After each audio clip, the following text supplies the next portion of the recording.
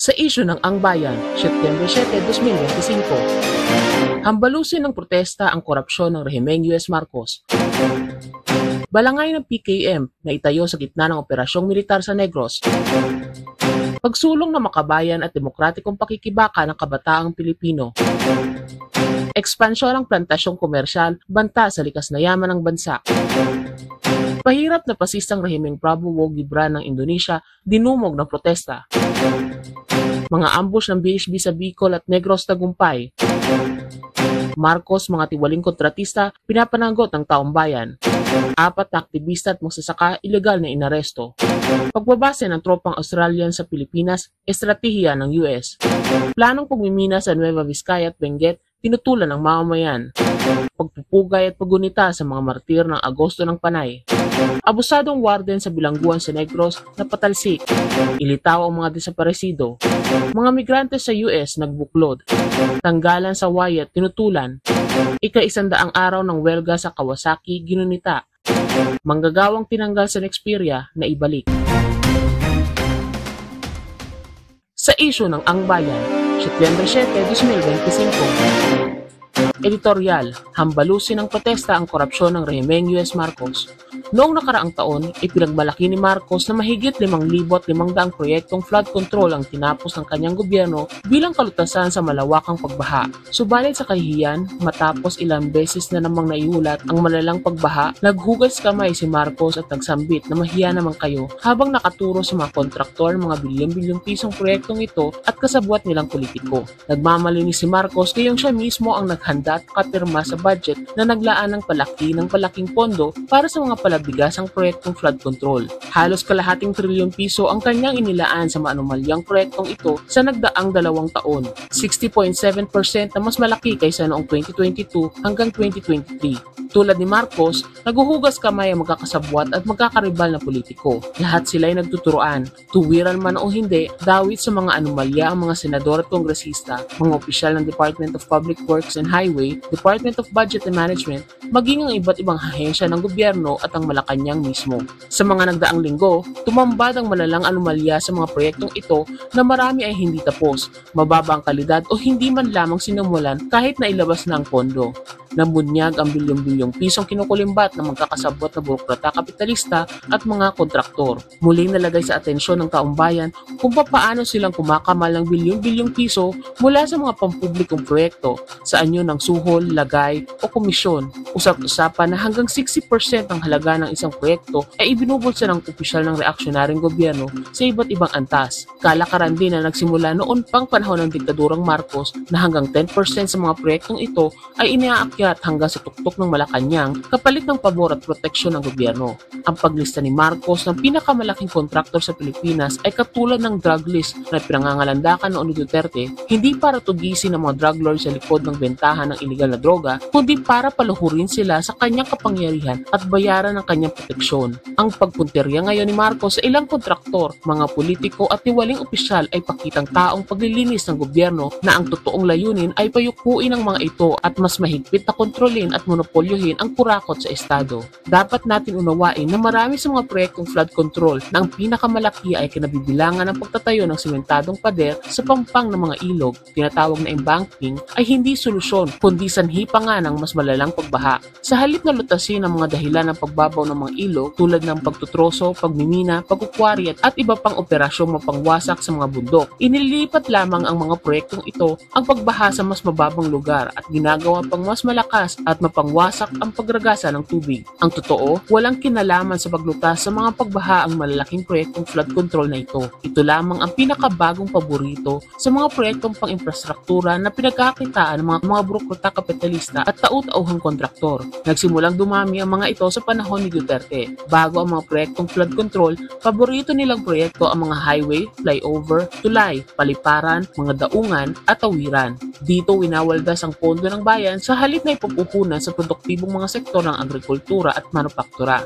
Ang papalaking pondong nilulustay sa hindi produktibong mga proyektong pang-infrastruktura ay bahagi ng itinutulak ng prioridad ng mga imperialistang ahensya sa pinansya, katulad ng International Monetary Fund, World Bank, Asian Development Bank, Japan International Cooperation Agency at iba pa. Sa ilalim ni Marcos, lalong lumobo ang pondo para sa infrastruktura mula sa 2.5 trilyong piso noong 2022 to 2023 tungo sa 3.7 trilyong piso noong 2024 hanggang 2025 na malaking bahagi ay para tumbasan ang dayuhang pautang. Si Marcos at ang mga burokrata kapitalista ang nagsisilbing ahente ng mga dayuhang imperialistang bangkong ito. Hayok sa mga proyektong pang-infrastruktura ang mga burokratang kapitalista dahil sa bilis na makapagkamal ng malaking yaman mula sa mga ito. Suga pa rin sa mga ito ang mga pasistang opisyal ng militar at ng NTF-ELCAC. Malaking bahagi ng pondo ng bayan ay nakalaan sa pagtatayo ng mga kampo militar at mga pagpapaganda sa mga ito, pati na ang bilyon-bilyong pisong maanomalya at walang saysay na proyekto sa ilalim ng tinaguriang Barangay Development Program. Ang korupsyon o pandarambong sa pondo ng bayan ay saligang aspeto ng burokratang kapitalismo. Nagkakamal ng damuhalang yaman ang mga burokrata kapitalista at kanilang mga kasabwat gamit ang kapangyarihan ng Estado. Kasabwat nila ang malalaking borgesyang komprador at panginong may lupa ng mga dinastiya sa politika at gamit ang mga armadong pwersa ng Estado para supilin ang paglaban ng mamamayan. Taong bayan ang pumapasan sa korupsyon ng mga burokrata kapitalista, mga alipores at kasabwat sa mga anomalya sa gobyerno. Habang lumulutang sila sa yaman, nalulunod naman ang sambayanan sa baha ng hirap at gutom. Habang mahimbing sila sa kanilang mga mansyon at komportable sa magagarang sasakyan, milyon-milyong maralita ang nabubuhay sa pangambang anuri ng dumaragas ang baha tuwing umuulan. Malalim, matindi at makatwiran ng galit ng taong bayan. Pinakamatindi ang kanilang pagkasuklam kay Marcos mismo na numero 1 mandarambong sa pondo ng bayan. Ang mga pagtitipon, pagpapahayag at kilos protesta sa mga nagdaang araw ay sumasalamin sa puot na umaapaw sa kanilang dibdib laban kay Marcos at burokratang kapitalismo. Sigaw nilang papanagutin si Marcos at mga lipores at kasabwat sa pagpapayaman sa poder. Batid na walang mangyayari sa mga investigasyon ng Kongreso man o Malacanang. Tama lamang na paramihin at palawakin nila ang kanilang mga protesta sa lansangan upang maipamalas sa iba't ibang paraan ang galit ng malawak na masa ng sambayanan. Dapat tukawin, organisahin at pakilusin ng sambayanan para labanan at tukasan ang mapang-aping sistemang malakolonyal at malapidal at ang makauring paghahari ng mga burokrata kapitalista, malaking borgesyang komprador at panginong may lupa. Ang hangarin ng taong bayan para sa katarungang panlipunan, tunay na demokrasya at kalayaan ay matatamo lamang sa pamamagitan ng revolusyonaryong armadong pakikibaka. Koresponsal, balangay ng PKM na itayo sa gitna ng operasyong militar sa Negros.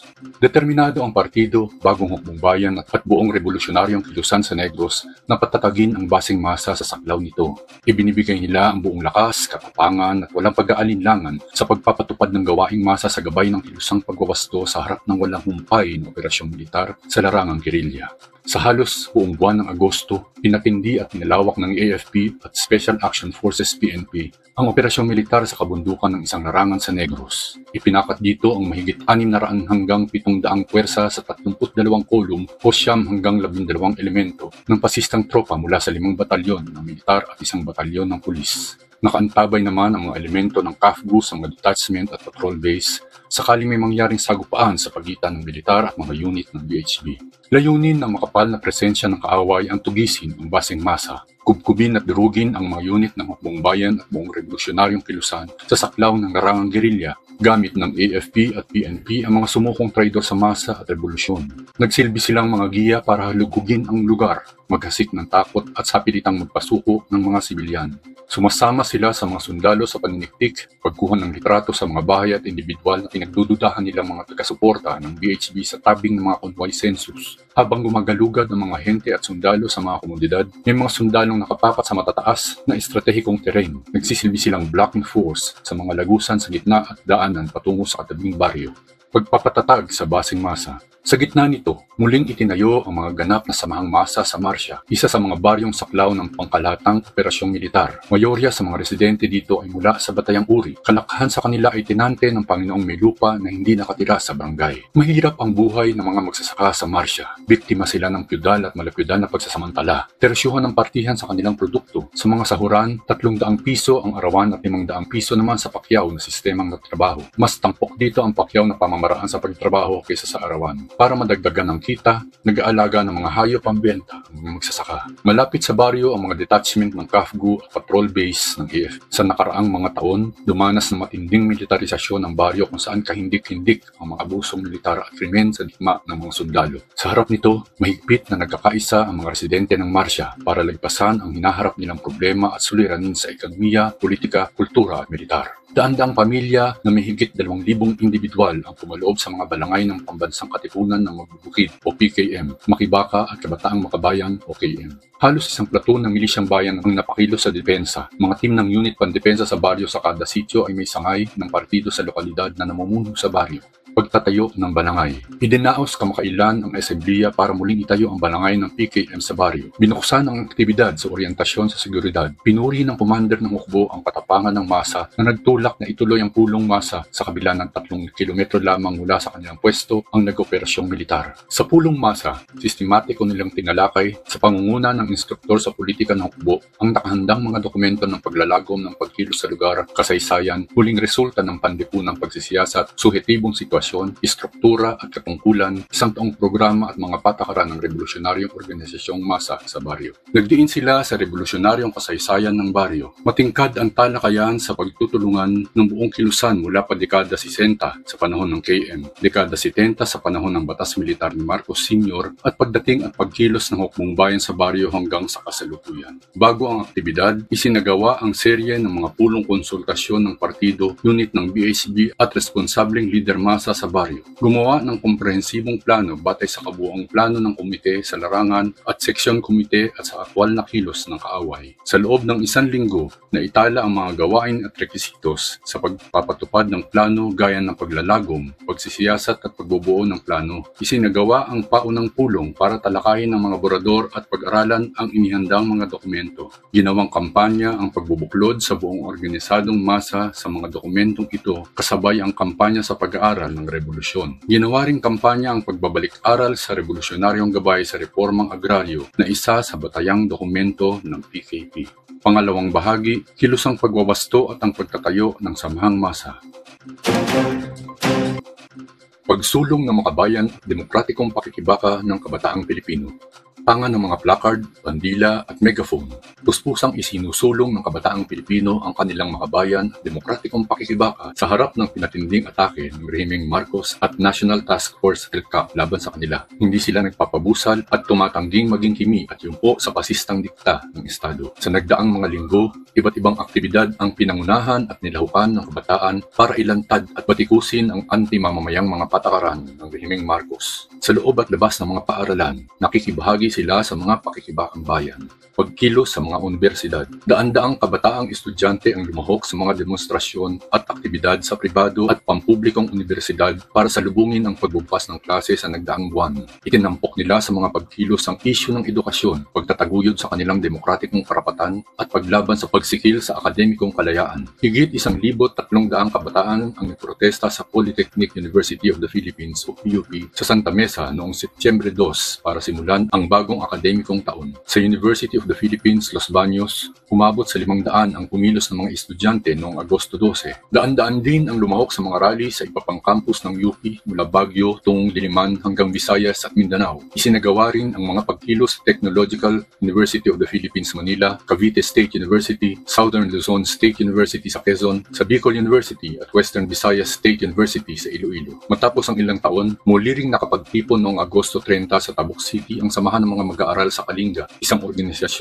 sa Kalinga State University. Ang grupo ay dating kinikilala ng universidad ngunit natikil ng nired tag ng NTF-ELCAC AFP noong 2021. Sa mga pribadong paaralan, nagkasaan ng pagkilos sa mga kabataan sa St. Louis University sa Baguio City, sa Adamson University, Ateneo de Manila University at De La Salle University at iba pang pamantasan. Hindi sila nagpatinag sa panunupil ng administrasyon, banta ng suspensyon at iba pang maparusang hakbangin. Labas sa campus, hindi nagpapalagay ipinapakulong ang kabataan sa mga isyu sa loob ng campus. Militante silang nagmamarcha sa mga lansangan kasama ang mga manggagawa at maralitang lungsod at tumutungo sa kanayunan para makiisa sa masang magsasaka at mga pambansang minorya. Kaisa ngayon ng mga kabataan sa pagbatikos ng taong bayan sa maanumalya at batbat ng korupsyon ng mga proyektong flood control at mga infrastruktura. Sinugod nila at pinagbabato ng putik at bulok na gulay ang opisina ng mga kontratista at ng Department of Public Works and Highways at nanawagan ng pananagutan sa rehimeng Marcos. Nakihanay sila sa laban kontra demolisyon ng mga residente ng Smoky Mountain at Malara sa Tondo. Patuloy silang sumusuporta sa laban ng mga manggagawa at unyon ng Xperia, Huelga sa Kawasaki at tumungo sa mga picket line. Pinangingibabawa nila ang takot at lagim na inihahasik ng militar sa kanayunan sa paglahok sa mga fact-finding mission sa Mindoro at Quezon. Ginagamit nila ang social media para ilantad sa publiko ang paparaming mga kaso ng paglabag sa karapatang tao sa kanayunan. Maging ang mga kabataang Pilipino sa ibayong dagat ay umuuwi sa Pilipinas para makibahagi sa pakikibaka ng mamamayan.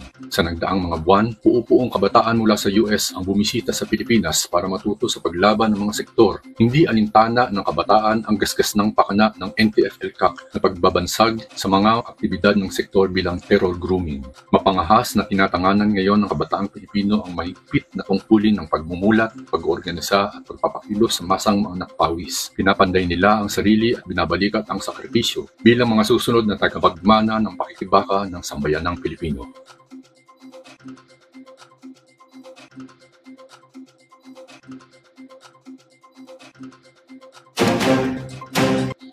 Ikalawang bahagi, ekspansyon ng plantasyong komersyal, banta sa likas na yaman ng bansa. Buong pagmamayabang ni Ferdinand Marcos Jr. na ang krisis sa klima ang isa sa pangunahing tinutugunan ng kanyang rehimen sa pagpapanggap na siya ay makakalikasan kung ano-anong huwad na proyektong reforestasyon ang ipinatupad ng rehimen sa ilalim ng Department of Environment and Natural Resources. Kabilang sa mga proyektong ito ang Expanded National Greening Program, pagbabago, 1 Million Learners and Trees, Wind Summer Reforestation Project, at ang Forest for Life, 5 million trees by 2028 na inilunsad noong Marso 21. Ang totoo, ang tunay na layunin ng mga proyektong reforestasyon ay upang buksan ang natitirang kagubatan at frontera para sa legal na pagpasok ng naglalakihang dayuhang negosyo para kamkamin at gawing plantasyon ang malalawak na kagubatan. Malawak ang sinisira ang kagubatan para ihanda ang kalupaan sa plantasyon ng mga puno. Kadalasang itinatanim sa mga plantasyon at reforestasyon ay falkata at kawayan dahil mabilis itong tumubo. Bagamat ang falkata at kawayan ay natural na matatagpuan sa Pilipinas, ang pagtatanim nito sa hindi nito likas na tinutubuan ay nagdudulot ng pagkasira sa saribuhay at ekolohiya ng isang lugar. Maraming halaman, hayop at insekto ang napapalayas at namamatay dahil sa pagtatayo ng mga plantasyon. Humihina rin ang kalidad ng lupa dahilan ng madaling pagguho nito. Natutuyo ang mga bukal at sapa at dahil maramihan at dayo ang punong itinatanim, inaagawan nito ng yamang mineral ang ibang mga halaman at puno sa lugar.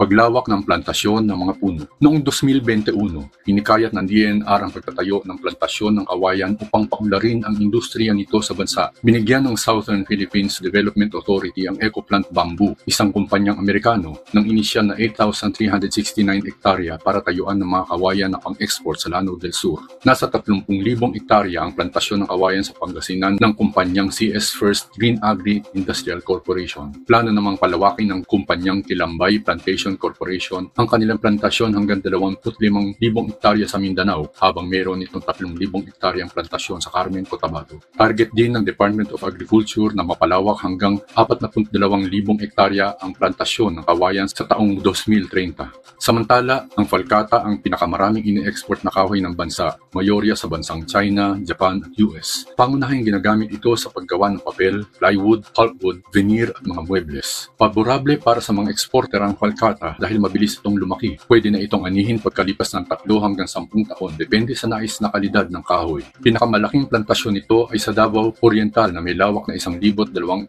hektarya. Pinakamaraming plantasyon naman ay sa bahaging Caraga na nasa kabuoang 20,404 na hektarya. Noong Hulyo, inanunsyo ang planong pagtutulungan ng Misamis University at DENR para sa pagtatayo ng 3 hektaryang plantasyon ng falkata sa barangay Kapukaw, Osamisi. Sa plantasyon, planong magtanim ng 2,400 matataas na kalidad ng falkata at magparami ng binhi nito para sa mga taniman at plantasyon sa Region 10 at sa iba pang probinsya sa Mindanao. Nagkakahalaga ng mahigit 12,000 piso nasa 10 taong gulang na puno ng pagkata. Sa tabing ng reforestasyon, nililinlang ng rehimeng U.S. Marcos ang mamamayan na ang mga plantasyong komersyal tulad ng kawayan ay makakalikasan at tugon sa krisis sa klima ng bansa. Subalit ang mismong pagtatayo ng plantasyon sa halip na buhayin at payabungin ang natural na ekolohiya ng kagubatan ang siyang sumisira sa kalikasan. Limpak-limpak na tubo, hindi pangangalaga sa kalikasan ang totoong pakay ng mga plantasyon ng puno na ito. Gamit ni Marcos ang puwersang militar at pulis upang pagsilbing gwardya at tagapagtanggol ng mga kapitalista. Di na mabilang nakatutubo at magsasaka ang pinalayas, pinagawan ng lupa, ginipit, dinukot, sinampahan ng gawa-gawang kaso at pinaslang ng mga berdugo alang-alang sa interes at dambuhalang kita ng mga kapitalista. Pahirap at pasistang rehimeng Prabowo Gibran ng Indonesia, dinumog ng protesta. Muling sumiklab noong Agosto ang protesta ng mamamayang Indonesian laban sa mga kontra mamamayang patakaran ng presidente ng bansa na si Prabowo Subianto at vice-presidente niyang si Gibran Rakambuming Raka. Tumindi ang kanilang galit matapos sagasaan ng sasakyan ng pulis at napatay si Avan Kurniawan, isang delivery rider noong Agosto 28. Mula sa kabisera sa Jakarta, lumaganap ang mga protesta sa 32 probinsya at sa mga syudad ng Bandung, Surabaya, Malang, Solo, Yogyakarta, Medan at Makassar. Sa huling mga protesta, ipinamalas ng mamamayan ang tindi ng kanilang galit sa pagsusunog ng pampublikong mga gusali, pasilidad at sasakyan at panloloob sa mga bahay ng kurakot na opisyal ng politiko. Sinupil ng rehimeng Prabowo Gibran ang mga protesta gamit ang tear gas, water cannon at rubber bullet. Ipinailalim ng rehimen sa malalabatas militar ang mga lansangan at komunidad at tinatasan ang pulis na mga aresto at mamaril ng mga rallyista. Umabot sa 10 ang patay ng mga puwersa ng Estado mula Agosto 25 hanggang Setyembre 2, habang 1,241 ang inaresto, kabilang ang mga idineklarang nawawala at 800 ang malubhang nasugatan. Nutsa ng mga protesta ang pagkamuhis sa pagbibigay ng rehimen ng buwanang allowance para sa pabahay ng mga miyembro ng parlamento na 20 beses na mas malaki kaysa minimum na sahod ng mga manggagawa. Labis pa ito sa kanilang sweldo na nasa 100 milyong rupiah o 350,000 per buwan na sabay nito binawasan ni Prabowo ang budget para sa mga rehiyon na nagtutulak sa mga lokal na gobyerno na magpataw ng dagdag na buwis ng hanggang 250%. Lubos na kinasuklaman ng mga Indonesian ang rehimen sa kabila ng di umunoy popularidad na mahalal sa pwesto. Sa unang taon na sa poder, pinagkaabalahan ni Prabowo ang pagbubundat sa kanyang gabinete at mga opisyal sa parlamento. Pinalawak na ang kapangyarihan ng militar at pulis para konsolidahin ang kanyang kontrol sa estado. Inatupag niya ang pagkukonsolidar ng kurakot at benepisyo sa pamamagitan ng pagtatayo ng BPI na Lantara o National Sovereign Wealth Fund. Matagal nang kumukulo ang galit ng mga Indonesian sa kainutila ng estado na tugunan ang krisis sa kabuhayan at ekonomiya. Nagtataasan ang presyo ng mga bilihin at serbisyo, gastos sa edukasyon at pangkulusugan at marami ang walang trabaho at laganap ang kawalang katiyakan sa trabaho. Malayong hindi nasasapat sa pangangailangan ng isang pamilya ang minimum na sahod. Labas sa pambansang kabisera, maigting ang pagsasamantala sa paggawa, pangaagaw ng lupa ng mga dayuhang korporasyon, malawakang pagpapalaya sa mga magsasaka at katutubo, pagkasira ng kalikasan at kriminalisasyon sa pagtutol sa engrandeng mga proyektong infrastruktura, mina at plantasyon na sinisimulan ng naunang rehimeng Widodo at ipinagpapatuloy ni Prabowo. Sa bayan ng Pati sa Central Java, nagprotesta noong unang linggo ng Agosto ang 100,000 katao para itakwil ang dagdag buwis na ito at igiitang pagpapatalsik ng rehente o alkalde sa poder at pagpapasura sa iba pa niyang kontra-mamamayang patakaran. Noong Hulyo, nagprotesta rin ang maliliit na negosyante, mga manggagawa at maralita na pinalayas para bigyang daan ang 1,175 hektaryang Mandalika Special Economic Zone, isang proyektong megaturismo. Noong banding iyon, nagwelda ang mga manggagawa sa PT Wadi Nickel Alloy, Indonesia laban sa malawakang tanggalan at sapilitang pagpapaliban sa trabaho ng walang negosasyon. Umani ng suporta ang mga protesta sa Indonesia mula sa mamamayan sa mga karatig bansa nito sa Asia na umiinda ng katulad na krisis sa kabuhayan at nahaharap sa katulad na panunupin at pasismo. Magpaabot din ng pakikiisa ng Partido Komunista ng Pilipinas sa mga protesta na anito'y nagpapatampok sa matinding pagnanais ng mamamayang Indonesian para sa revolusyonaryong pagbabago. Kasama ang masang anak pawis na Indonesian, binabalikat ng mga Pilipinong anak pawis ang bigat ng di pantay na sistema sa ekonomiya na pinalalala ng pandaigdigang krisis ng kapitalismo, habang patuloy na nagpapakasasa ang mga reaksyonaryong uri at politiko. Mataba ang kondisyon sa Indonesia para sa maigting na makauring pakikibaka, hindi lamang sa pamamagitan ng mga masang protesta, kundi higit na mahalaga sa pamamagitan ng armadong paglaban at digmang bayan ayon sa PKP. Mga ambush ng BHB sa Bicol at Negros, tagumpay. Inambush ng isang unit ng Bagong Hukbong Bayan BHB Albay Santos Binamera Command ang nag-ooperasyong 16 kataong squad ng 49th IB noong Agosto 21 sa Barangay Palapas, Ligaw City, Albay. Hindi bababa sa 3 pasistang sundalo ang napatay at isa pa ang naiulat na sugatan sa ambush. Ayon sa ulat ng BHB Albay, nagtatangka ang mga tropa ng 49th IB na lumapit sa hinihimpilan ng Hukbong Bayan para i-raid ang unit. Anito, nabantayan ng masa ang kilos ng pasistang mga tropa kaya agad nakagawa ng mapagpasyang hakbang ang unit ng hukbo para mapatamaan ito. Sa Negros Occidental, inambush ng BHB South Central Negros Romeo Nanta Command ang tropa ng 94th IB ng CAFGU na nag-ooperasyon sa Sitio Balaw, Barangay Tanawan, Cabantalan City noong Setyembre 4. 3 ang nasugatan sa mga pasistang sundalo. Aktibong depensa sa Aurora, isang sundalo ng 91st IB ang nasugatan sa aktibong pagdepensa ng isang unit ng BHB Aurora, Domingo Erlano Command, noong Agosto 21 ng hapon sa Sitio Aguses, Barangay Matawe, Dingalan.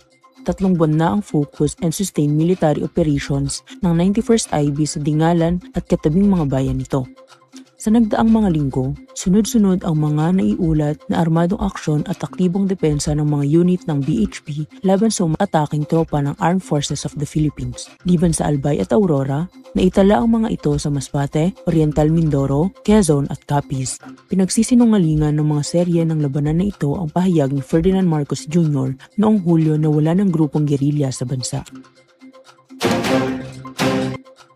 Marcos, mga tiwaling kontratista, pinapanagot ng taong bayan. Sunod-sunod ng protesta ang inilunsad ng mga progresibong grupo laban sa rehimeng Marcos at mga kontratistang sangkot sa korupsyon at anomalya sa mga proyektong flood control at iba pang infrastruktura.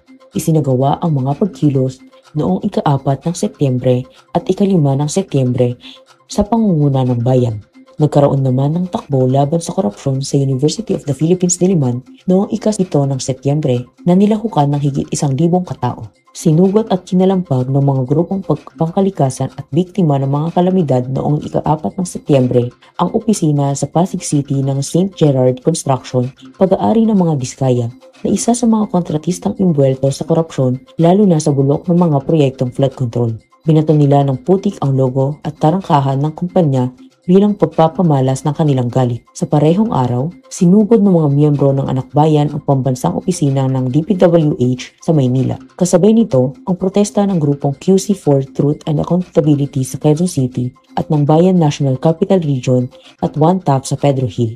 Sa Marikina City, magprotesta ang mga kababaihan sa pangunguna ng Gabriela Women's Party. Noong ika-5 ng Setyembre, nagsama-sama ang mga grupo sa pangangalampag sa House of Representatives sa Quezon City para kondinahin ang DPWH at si Marcos. Itinuon nila ang pagkilos sa pagdinig para sa budget ng kagawaran. Isang protesta rin ang pinangunahan ng Bayan Central Visayas sa DPWH Region 7 sa Cebu City.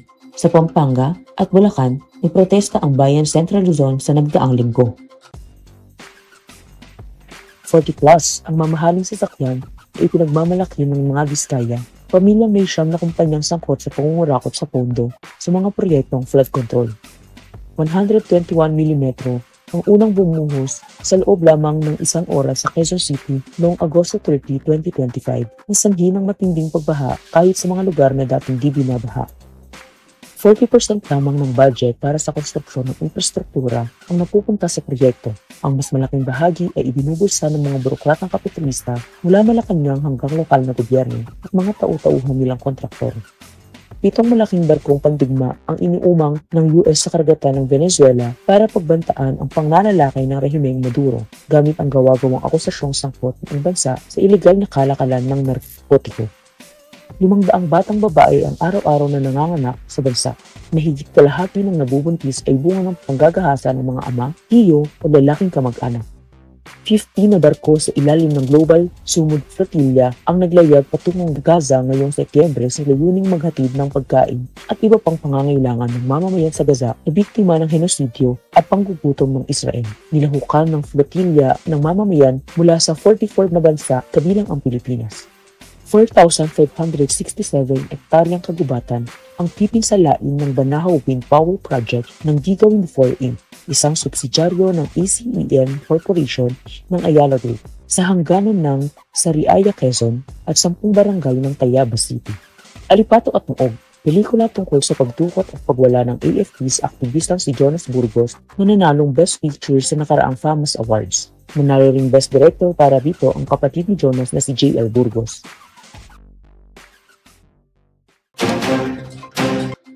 Apat na aktivista at magsasaka, iligal na inaresto. 3 kaso ng pag-aaresto, 1 kaso ng walang pakundangang pambobomba at mga kaso ng surveillance at panggigipit ang naiulat ng mga paglabag sa karapatang pantao nitong nakaraang 2 linggo. Sa Southern Leyte, inaresto ng mga puwersa ng Estado ang 61 taong gulang na si Felix Berto Consad, miyembro ng Piston sa Butuan City, sa kanyang bahay sa Sogod noong Agosto 14. Kinasuhan siya ng kasong pagpatay at dinala sa Sogod Police Station. Naninirahan si Consod sa Southern Leyte para iwasan ang panggigipit ng militar. Sa Rizal, 2 residente ng Sitio Rawang, Barangay Tandang Kutyo, Tanay ang inaresto noong Agosto 29. Ang mga biktima ay inaresto dahil sa kanilang pagtindi kasama ang komunidad sa pangangamkam ng lupa ng pamilyang Chuwatan at Santa Lucia Corporation sa area. Sa Camarines Norte, ginakip ng mga sundalo ng 16th IB si Faye Margaret Talo, isang organisador sa mga magsasaka sa Barangay Malibago, Labo, noong Setyembre 4. Niraid ng militar ang bahay na tinutuluyan ni Talo at doon siya dinampot. Hanggang ngayon ay hindi pa siya nililitaw ng militar. Sa Cavite, sinampahan ng gawa-gawang kaso ng 2nd CMO Battalion sina Jojo Mercado, Miriam Villanueva at iba pang residente ng Purok 5, Barangay Langkaan 1, Dasmariñas dahil sa pagtatabay nila sa mga sundalo sa komunidad. Kaugnay nito, ang pagtanggi nilang bentahan ng kanilang tindahan ang mga elemento ng batalyon. Pambobomba. Ginambala ng malakas na pambobomba, kanyon at pag-i-strapping ng mga unit ng AFP ang katahimikan at oras ng pahinga ng mga residente ng Tapas Capiz noong alas 2:30 ng madaling araw ng Agosto 22. Nagdulot ito ng matinding ligalig at nagtulak ng ilang pamilya na lumikas mula sa kanilang komunidad. Paniniktik. Kinausap at tiniktikan ng isang pulis ang mga miyembro ng pamalakayan na botas noong huling linggo ng Agosto.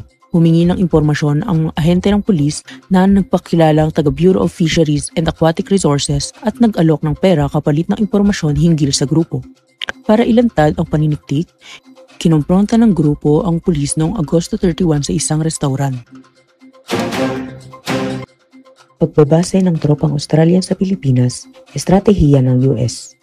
Nitong nakaraang mga buwan, sunod-sunod ang mga war games na inilunsad ng Australia sa Pilipinas. Ang mga ito ay alinsunod sa mga estratehikong plano ng pagtatanggol ng hegemony ng US sa Asia Pacific, kung saan malaki ang bentahe ng Australia. Isa sa mga war games, along 2025, na isinagawa sa lupa ng karagatan ng Palawan, Mindoro at iba pang bahagi ng Luzon. Sa war games na ito, nagpadala ang Australia ng pinakamalaking bilang ng mga sundalo sa Southeast Asia mula nang nanghimasok ito sa East Timor noong 1999. Bago nito, inilunsad ng Australia ang Kasangga 2025, isang pagsasanay sa kontra-insurhensya sa Camp Kibaritan sa Bukidnon. Kamakailan, itinulak na rin ng Australia ang pagtatayo ng sarili pang mga base sa Pilipinas para ibahay ang lumalaking bilang ng tropa at kanilang mga gamit sa bansa. Noong Agosto 22, pinirmahan ng mga opisyal sa depensa ng Australia at Pilipinas ang Statement of Intent for Enhanced Defense Cooperation para bigyan daan ang layuning ito. Nakatakdang ipinal ang kasunduan sa 2026. Bibigyang daan ng kasunduang ito ang permanenteng pagpupwesto ng mga tropa ng Australia sa Pilipinas. paglulunsad ng mga malalaking wargames at pamumupunan sa mga infrastrukturang pandepensa o mga base militar. Ang kasunduang ito ay magiging katulad sa Enhanced Defense Cooperation Agreement or EDCA sa pagitan ng Pilipinas at US, na yumuyurak sa soberanya ng bansa at magtatali sa bansa sa mga armadong sadalot na pinapipayan ng US. Dagdag ang mga tropa, sasakyan at gamit pandigma ng Australia ang tambuhala ng makinaryang militar ng US na nakalatag sa Pilipinas. Samantala, isa na namang baseng nabal ang binuksan ng EFP sa direksyon ng US sa Mahato, Batanes nitong Setyembre. Ang base ay bahagi ng lambat ng mga forward of operating base na inilalatag ng US sa mga isla ng Batanes. May isa pa sa isla ng Mavulis dahil sa lapit nito sa Taiwan. Sa kaugnay na balita, nabunyag ang pagbubukas ng Rehimeng Marcos sa Camp Cape Poggible sa Burgos, Ilocos Norte para maging imbakan ng bala ng US. Ang huling hakbang na ito ay lalong nagkakaladkad sa Pilipinas sa pinaiigting na sigalot ng US laban sa China. Planong pagmimina sa Nueva Vizcaya at Benguet, tinutulan ng mamamayan. Kinundena ng mamamayan ng Dupax del Norte, Nueva Vizcaya ang planong pagmimina sa kanilang komunidad. Noong Agosto 4, binigyan ng Mines and Geosciences Bureau ang Vogel Corporation, kumpanyang nakabase sa United Kingdom, ng exploration permit para aralin ang mineral na makukuha sa bayan. Planong sakupin ng kumpanya ang 3,102 hektaryang lupain ng 5 barangay o 10% ng kabuuang lupain ng naturang bayan. Agad namang naglabas ng resolusyon ang Barangay Oyaw laban sa pagmimina at ang sangguniang bayan na nag-uutos para sa kanselasyon ng nangyayaring mining exploration sa bayan. Nagpahayag ng pagkukondena ang Diocese ng Bayombong. Naglunsad ng signature campaign ang mga residente. Samantala, nananawagan ang komunidad ng Barangay Bulalakaw, Mankayan, Benguet para sa pagkansela ng permit ng Crescent Mining Development Corporation or CMDC para sa Mineral Production Sharing Agreement na muling binigay sa kumpanya sa kabila ng kawalan nito ng free, prior and informed consent mula sa mga katutubo at certification of precondition na itinakda ng reaksyonaryong batas. Nasa 534 na hektarya ang bahagi ng lupaing ninuno ang saklaw ng proyekto at iginawad din sa kumpanya ang dagdag na 300 hektarya sa parehong lugar. Banta ang operasyon sa mahigit 600 na pamilya na nakaasa sa pagtatanim sa lupaing ninuno. Ang CMDC ay pagmamay-ari ng ASEAN Copper na 40% nito ay pagmamay-ari ng isang kumpanyang Australian. Pagpupukay at pagkunita sa mga martir ng Agosto ng Panay. Sa okasyon ng unang taong anibersaryo ng mga martir ng Agosto ng Panay, nagbalik tanaw sa kanilang buhay ang Komiteng Rehiyon ng Partido Komunista ng Pilipinas sa Panay. Naglunsad ng iba't ibang aktibidad ang revolusyonaryong kilusan sa buong Agosto. At partikular na ginugunita ang Agosto 26, araw ng mga martir ng Panay. Ang mga martir ng Agosto ng Panay ay kinabibilangan ng 11 mga pulang mandirigma ng Bagong Hukbong Bayan BHB Panay, Koronasyon Waling-Waling Chiva Command, at mga lider at kadre ng partido na martir noong Agosto 2024. Halos isang taon makalipas, iniulat ng National Democratic Front NDF Panay na 10 sa mga namartir ay nadakip, tinorture at sadyang pinaslang ng militar na tahasang paglabag sa international na makataong batas. Bilang pagbibigay-pugay sa lahat ng martir ng isla, naglunsad ng tahimik na 21 gun salute ang mga unit ng BHP Panay. Nagtipon rin ang mga kabataang makabayang Panay, katipunan ng mga samahang manggagawa Panay at iba pang revolusyonaryong masang organisasyon para magparangal. Mga protesta.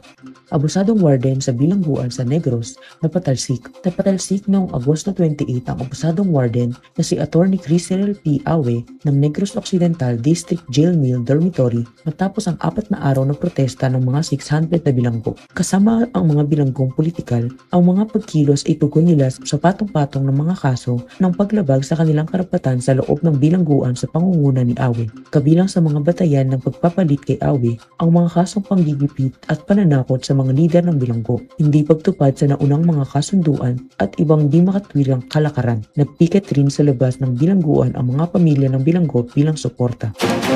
Ilitaw ang mga desaparecidos. Nagprotesta sa Maynila ang Desaparecidos Philippines at mga grupo sa karapatang tao noong Agosto 30 bilang paggunita sa International Day of the Disappeared. Panawagan nilang ilitaw ang lahat ng mga dinukot at sapilitang ibinala ng mga puwersa ng Estado ng Pilipinas. Sa ilalim ng Rehimeng Marcos, hindi bababa sa 15 ang biktima ng sapilitang pagkawala. Naglunsad ng katulad ng mga protesta sa syudad ng Baguio, Iloilo at Cebu at sa Los Baños sa Laguna. Mga migrante sa US nagbuklod. Nasa 850 migrante sa US, kabilang ang mga Pilipino ang nagprotesta sa Tacoma, Washington para ipanawagan ang mga pagpigil sa di makataong pagtrato sa mga nakakulong sa mga pasilidad ng ICE, pagtugis sa mga migrante at di makatwirang deportasyon. Isinagawa ng pagkilos matapos idaos ang komperensyang nagbuklod sa 100 na organisasyon mula sa US at sa ibang bansa sa Defend Migrants Alliance. Mga protesta. Tanggalan sa Wyatt, tinutulan. Binatikos ng Wyatt Philippines Progressive Workers Union or WPPW, DFA, KMU ang iskemang cluster crew na planong ipatupad ng kumpanya sa pabrika. Ayon sa Union, paraan ito ng fleksibilisasyon na magdagdag ng trabaho sa manggagawa, paglipat sa ibang seksyon sa produksyon at posibleng humantong sa tanggalan. Lumitaw ang planong pagpapatupad ng cluster crew sa panahong nagsasagawa ng negosasyon ang mga kinatawan ng WPPW at pamunuan ng Wyatt para sa bagong CBA na sinimulan noong Hunyo. Isinusulong ng Union sa negosasyon ang 15,000 dagdag sahod sa loob ng 3 taon, dagdag ng mga benepisyo at regularisasyon sa mga kontraktual. Manggagawang tinanggal sa Nexperia na ibalik matapos ang ilang buwang pagkikiit at pagsasampa ng kaso sa DOLE na ipanalo noong Agosto 18 ng Nexperia Philippines Inc. Workers Union or NPIWU, NAFLU, KMU ang pagpapabalik sa trabaho ng dalawang manggagawa at lider ng Union na iligal na tinanggal ng kapitalista. Ayon sa desisyon, dapat maibalik ang dalawa sa kanilang dating posisyon, panatilihin ang kanilang seniority rights at bayaran ang lahat ng hindi nila natanggap na sahod at benepisyo mula Marso 10 hanggang sa kanilang pagbabalik trabaho. Tinanggal ang dalawa kasama ang dalawa pang opisyal ng Union noong Disyembre 2024 sa paratang na pangharang sa paglabas-masok ng mga produkto sa kumpanya. Ika-100 araw ng welga sa Kawasaki, ginugunita. Nagtipon ang mga manggagawa ng Kawasaki United Labor Union or KULU noong Agosto 29 para gunitain ang ika-100 araw ng kanilang welga na ikinasan noong Mayo dahil sa deadlock sa negosasyon sa CBA. Nagprograma sila sa harap ng headquarters ng Kawasaki Motors Fields Corporation or KMPC sa Muntinlupa City. Nakikiisa sa programa ang kilusang Mayo 1 at mga unyon nito. Ito ang Bayan, opisyal na pahayag ng Partido Komunista ng Pilipinas, pinapatnubayan ng Marxismo-Leninismo-Maoismo. Upang i-download ang issue, magpunta sa www.philippinerevolution.nu.